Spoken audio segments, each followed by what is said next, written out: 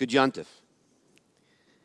In 1914, just 50 years after the assassination of President Abraham Lincoln, William Terrell, the son of a veteran of the Confederate Army, penned an editorial for the Atlanta Constitution calling for the construction of a monument to the Confederate Army at Stone Mountain.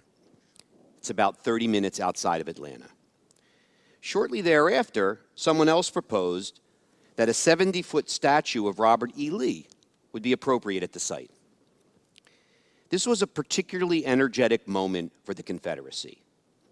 The Daughters of the Confederacy embraced this idea around the same time W.D. Griffith released Birth of a Nation, which glorified the Ku Klux Klan. The Birth of the Nation literally gave birth to another version of the Klan, which had been somewhat in retreat.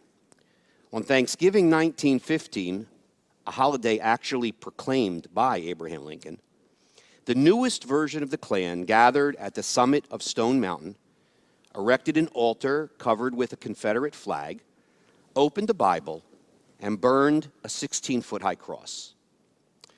Although that ritual was moved to Labor Day rather than Thanksgiving, this ceremony took place on the top of Stone Mountain for the next 50 years. The Daughters of the Confederacy were intent on creating a monument on Stone Mountain. And it wasn't only the Daughters of the Confederacy.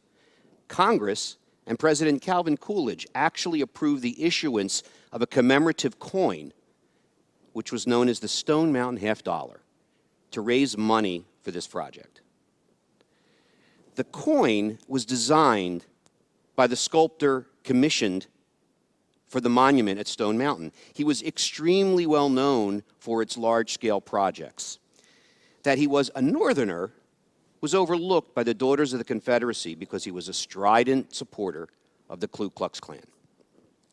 His name was Gutzon Borglum. Borglum began his work and had partially completed a bust of Robert E. Lee when financial disputes between him and the organizing group resulted in his firing. At that very moment, historically speaking, the state historian of South Dakota, a man named Don Robinson, was looking for a sculptor for his own project. Robinson's only agenda was to increase tourism in South Dakota, a state which at that time had no tourism. He thought a mammoth sculpture carved into the Black Hills would do the trick. He wanted people to come see a part of the country that he loved. Newly unemployed Gutzon Borglum accepted Robinson's invitation to start a project that would come to be known as Mount Rushmore. There's no small irony that Gutzon Borglum was hired to sculpt Mount Rushmore, a project that has had its own share of controversy. Mount Rushmore was built on land deeded to the Lakota Sioux and then reappropriated when gold was discovered on that land. The battle that took place in the wake of that reappropriation is the infamous Battle of Wounded Knee, in which hundreds of unarmed Sioux women and children were shot and killed by U.S. troops. Although Mount Rushmore has become an American icon, it began as nothing more than a marketing plan to attract tourists. The four presidents who became the faces of Mount Rushmore were not even part of the original plan. In fact, Don Robinson, who came up with the idea, wanted Lewis and Clark, Sacagawea, Buffalo Bill Cody, and Crazy Horse. The idea for the four presidents was largely the idea of the sculptor, Gutzon Borglum.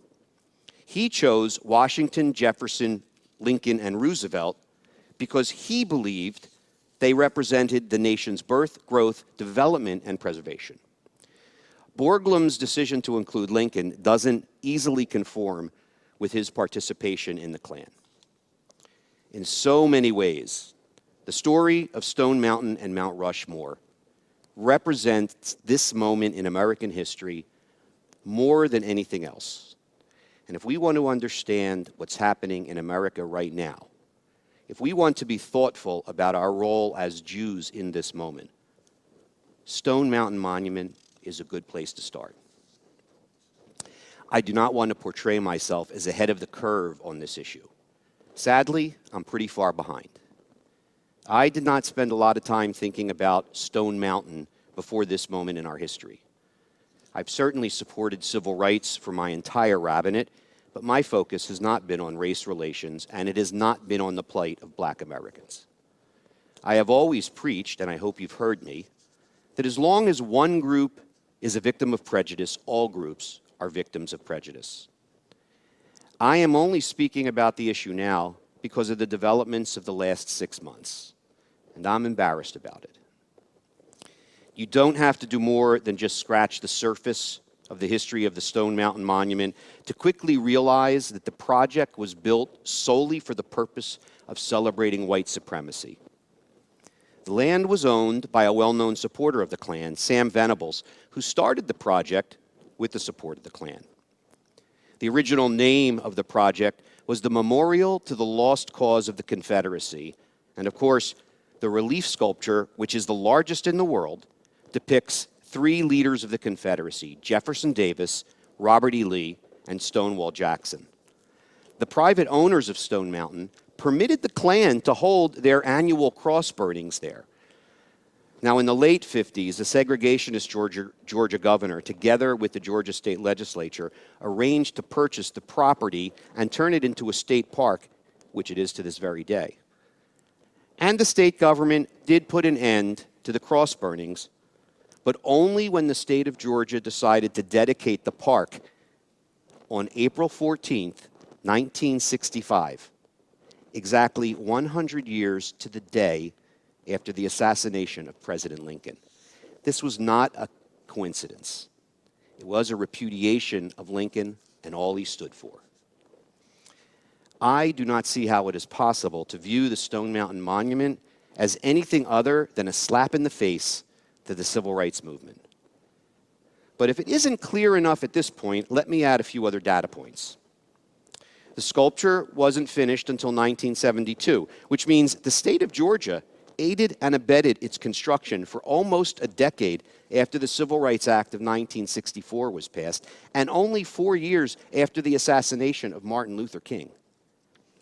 And since it has been finished, it's been turned into a huge tourist attraction with an amusement park and all kinds of family activities.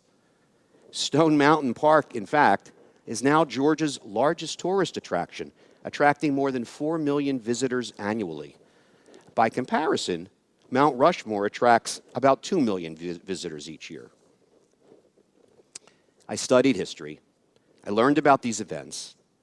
I recognized the injustice of the way we have treated Native Americans and Black Americans.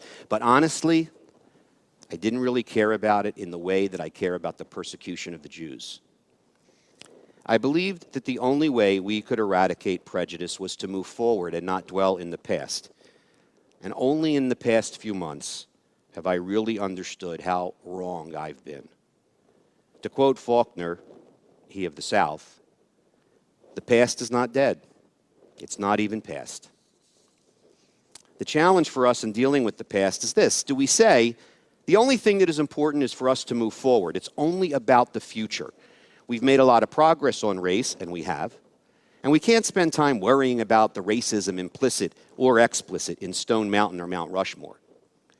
Or do we somehow need to deal with the past, to come to terms with the past, to confront the past, tear down the past, before we can move forward? I confess with great embarrassment that I was wishy-washy on this issue. And then, just a few months ago, as our country's reckoning with racial justice began, I had an epiphany. Like most epiphanies, there was a significant feeling of, how could I have been so stupid? But here was my epiphany. How would I feel if just years after World War II, the Bavarian government created its own Stone Mountain by carving the busts of, for example, Joseph Goebbels, Heinrich Himmler, and Adolf Eichmann into the side of the mountain that is the site of the famous Eagle's Nest, Hitler's retreat? How would I feel if it was there to this very day?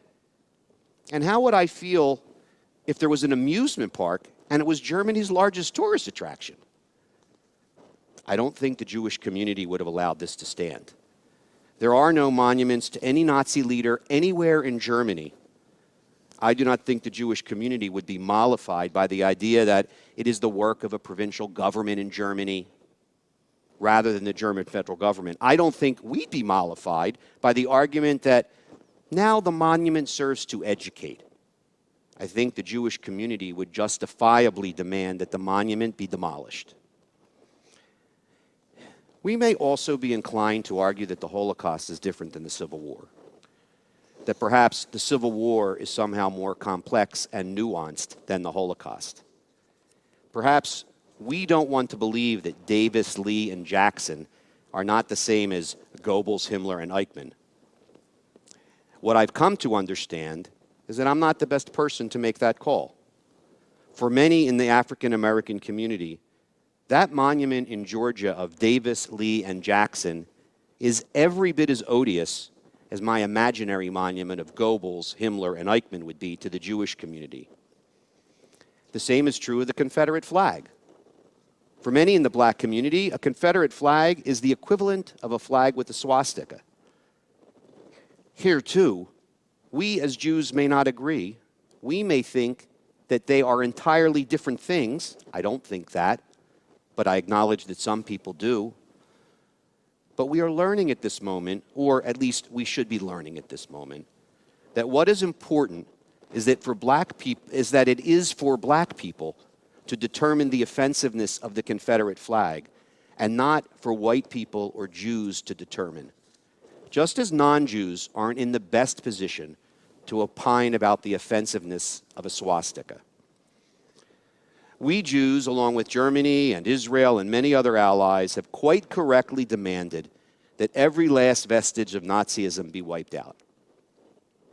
We are appalled when we see Nazi memorabilia sold on eBay. Germany has made it a crime to use the Nazi flag. When we see such kooks as Prince Harry did years ago wear a Nazi uniform for Halloween, we're outraged, and this is as it should be.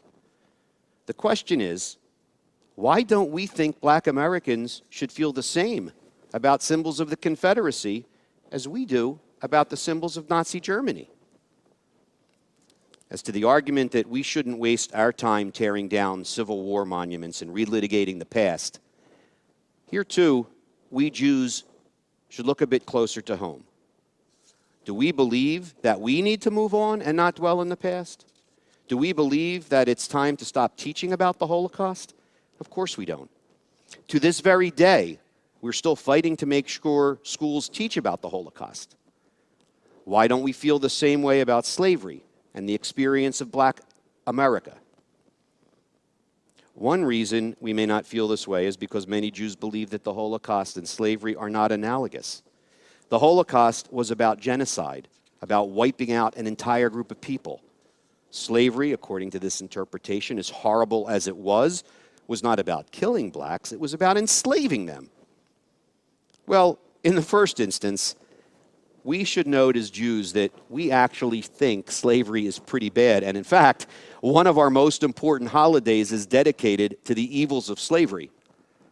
Slavery is evil enough that the Jews feel the redemption of our people from slavery should be celebrated every Passover and every time we say the Kiddush. There's an argument to be made that Passover is our most important holiday, and it is entirely about redemption from slavery. For Jews to argue that slavery is not an evil of the highest order is hypocritical. But more importantly, it really isn't for us as Jews to tell another group of people that their story, their historical experiences aren't actually as bad as ours. And this really goes to the core of the Black Lives Matter moment we are now experiencing. The black community is explaining to us the reasons they experience the world as they do. We're telling them they're wrong. They are telling us how bad they have it. We are telling them they don't really have it that bad. The black community is telling us the reasons we're prejudiced. We're telling them the reasons we're not. And my friends, I'm here to say we're wrong. I'm also here to tell you that America isn't going to move on unless we deal with this sooner rather than later. Slavery is the original sin of America, and we're still sinning.